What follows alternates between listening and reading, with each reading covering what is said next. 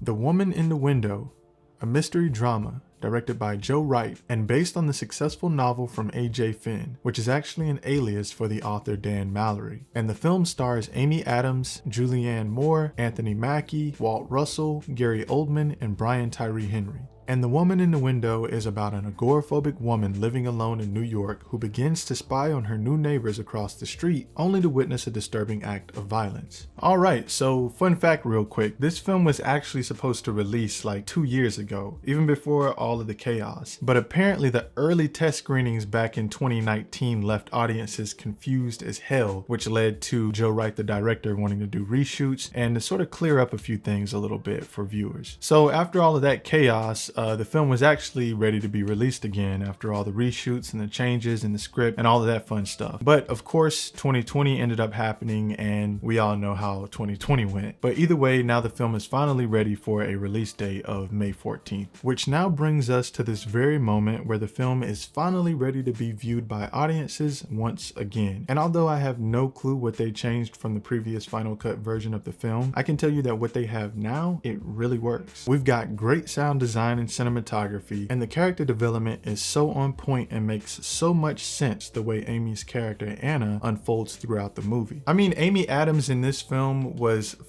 amazing to me. Her performance, her depiction of someone dealing with an anxiety disorder, specifically agoraphobia, where you're afraid to leave home and be in public places or just out in public in general. It was just an amazing depiction of that, and I know because I deal with some anxiety myself, so the way that they were able to get that across, I was very convinced of her performance. And I'm probably going to be saying this a lot throughout this review, but I can't help but give her praise for her performance in this role. I mean, she really sells the shit out of this role. Every time her character had a visitor or a knock at the door, I felt the pressure of her anxiousness and the pure fear of her character when she would go just to answer the damn door. She just did really well with that throughout the film. And also another great performance that complemented Amy Adams' performance was the detective played by Brian Tyree Henry. This definitely might be my favorite performance from him so far. I mean, the chemistry between him and Amy Adams just feels very authentic. And the rest of the cast as well is just a solid group of talented performers. I didn't really have any complaints at all when it came to everyone's overall performances. I must admit though that after a while, this film was starting to give me sort of like Shutter Island vibes a little bit, and a few more other films that I can't quite put my finger on at the moment. But luckily, it keeps the floor pretty open for audiences to sort of sit there and brainstorm on what the outcome will be. I mean, of course, everyone knows this already, but Amy Adams is just a very skilled performer. She just does a really great job in this film at creating confusion and sort of creating a war between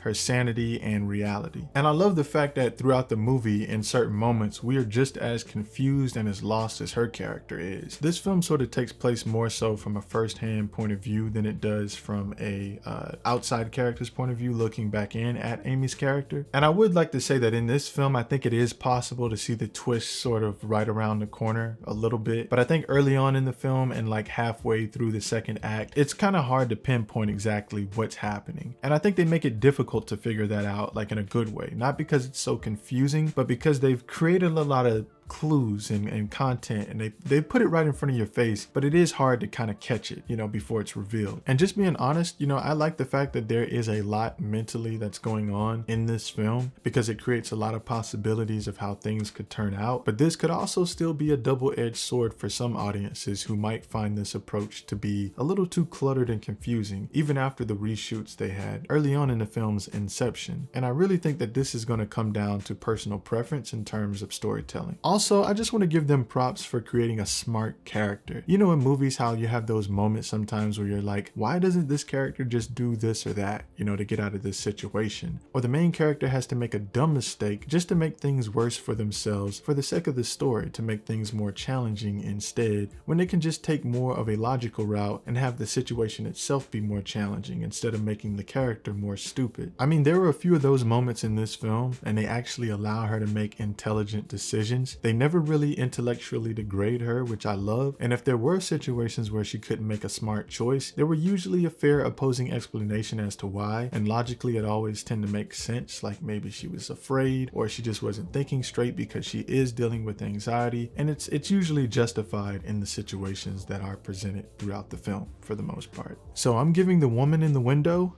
an 8 out of 10. I wasn't the biggest fan of the ending, but I think the visual imagery and sound design of her mental state combined with the overall character development of the character Anna in this movie was very fleshed out. And she's intelligent, she makes smart choices, and that's the type of character I tend to enjoy watching in a film. I don't really like the dumb characters making all the mistakes. They just did an overall good job of dissecting her mental state on screen and just really delivering a solid piece of filmography here. And once again, The Woman in the Window releases May 14th exclusively on Netflix, and I hope you guys are able to check out the film and hopefully you enjoy it. But there you have it, and if you enjoyed my content, you know what to do. Thank you for watching.